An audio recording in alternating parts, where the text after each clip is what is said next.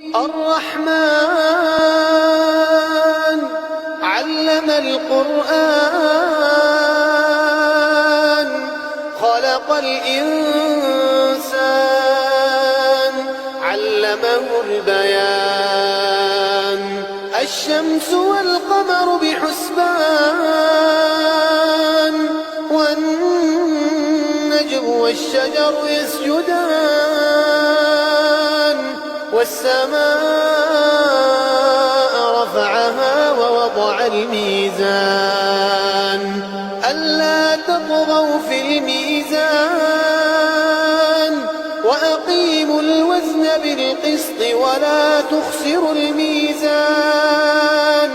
والأرض وضعها للأنام فيها فاكهة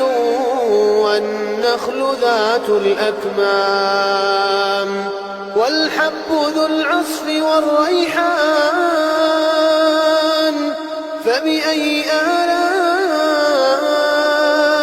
ربكما تكذبان خلق الإنسان من صلصال كالفخار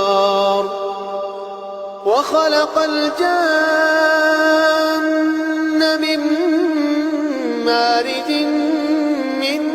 نار فبأي آلاء ربكما تكذبان